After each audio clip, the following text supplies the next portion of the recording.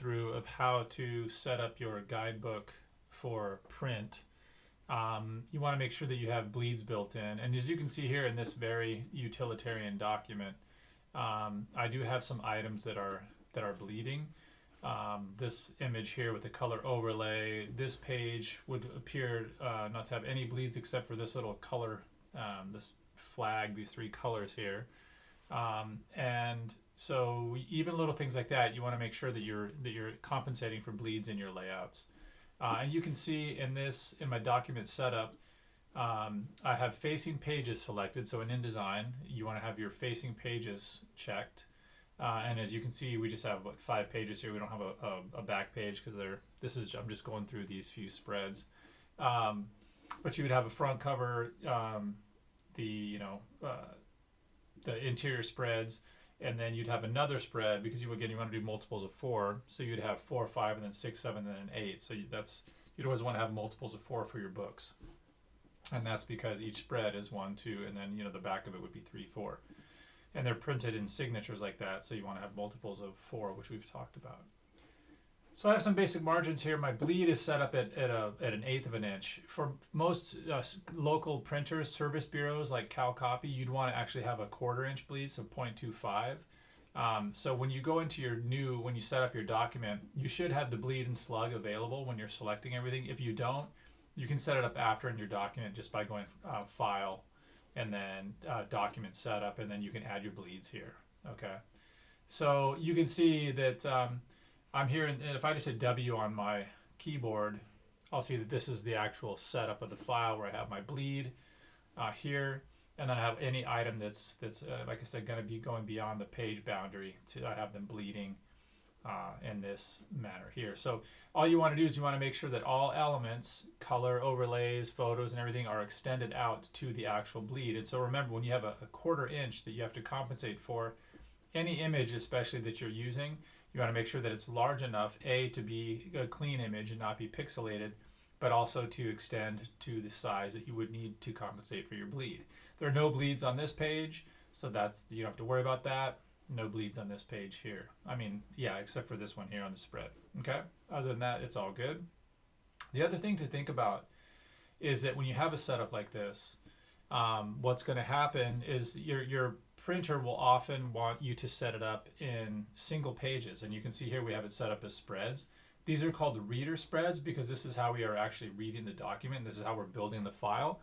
It would not print this way necessarily because, again, the way the signatures are put together and bound, you're not looking at, they can't print them, in reader spreads because the pagination wouldn't work out when it's printed and bound.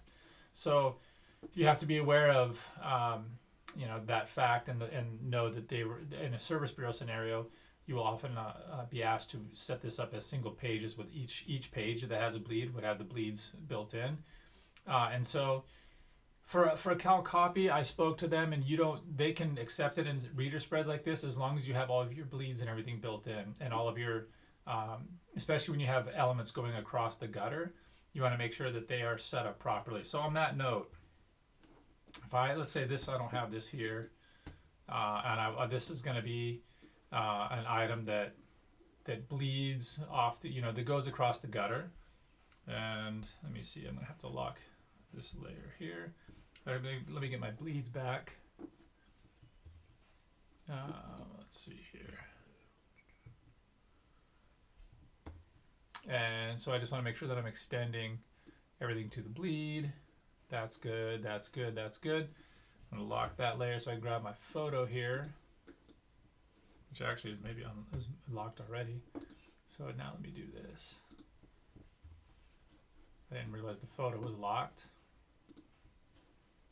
Oh, actually, no, I'm sorry. It is extended. I just opened it, and so this is the photo that's small. So I'm going to go ahead and scale. I wouldn't do this unless I knew that the photo was large enough to do this, because you can see it is now scaled at 151%. So that I would not do. This is only for our example. You would just want to be sure that that image is large enough to do that, because at 151%, you're going to start to lose image quality. It's going to be starting to pixelate.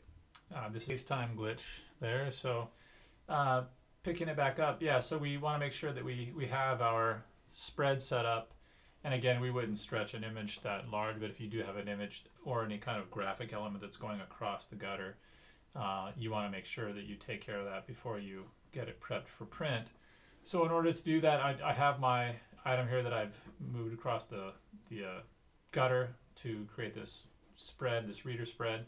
What I'm going to do is I'm just going to make sure that everything is unlocked on the layer. First of all, I'm going to select both of these items.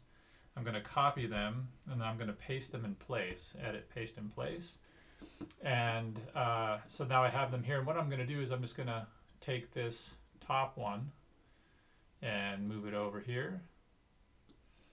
And move this over here.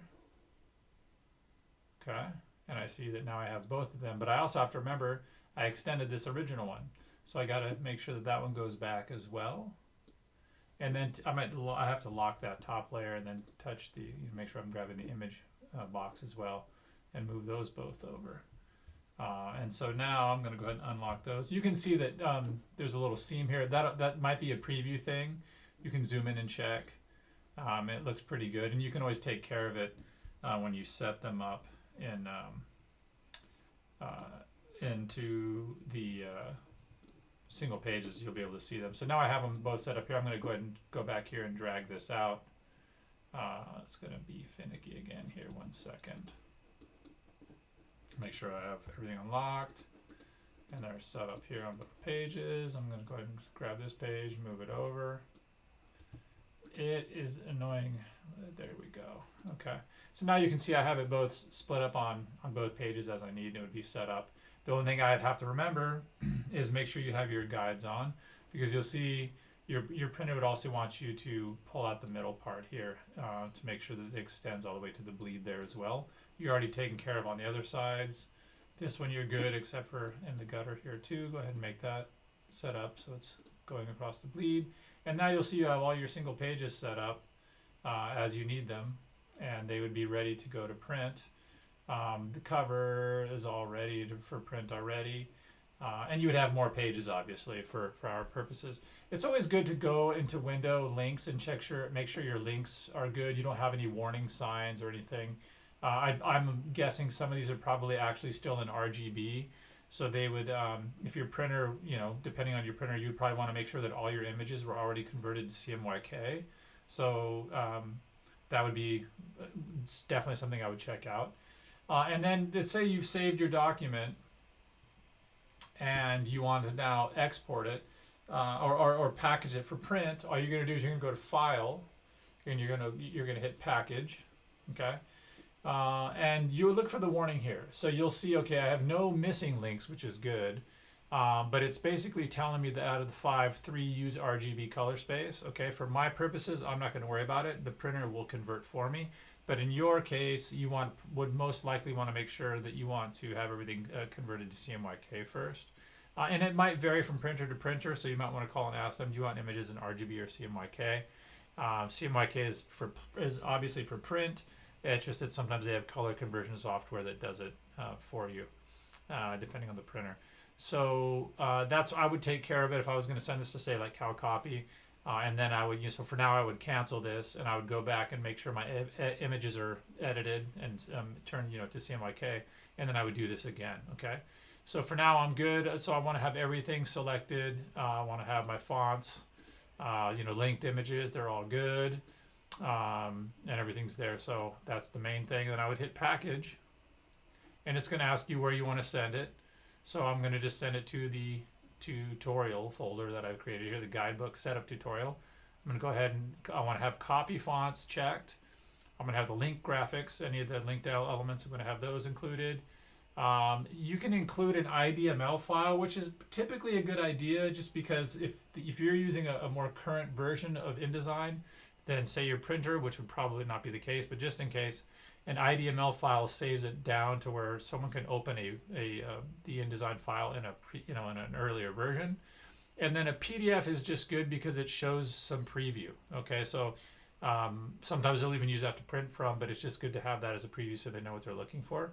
And then you would hit Package, and restrictions apply. You're not worried about that. Ideally, you know, if it's a font that you that is through Adobe or that you own outright, you're not worried about that. So now I have that set up. If I go to my folder here, I go to my tutorial folder, I'll see that my items are all here. I have all my items set up. And this is just a copy because it's the one I was opening. But you have your PDF preview, shows all your pages. You have your fonts. You have your linked files. You have your IDML version and your regular version, and you're all set. You would just basically take this, compress it. If you're able to send it, otherwise you would just bring it on a disk because this probably might be too large to send. But I would have a compressed version of it just in case. And then you would bring your a disk down, or not a disk but a drive, and then just give that to them with the folders in here with all your items, and you'd be good to go for print. Okay. Any questions? Let me know. I'll talk to you all soon.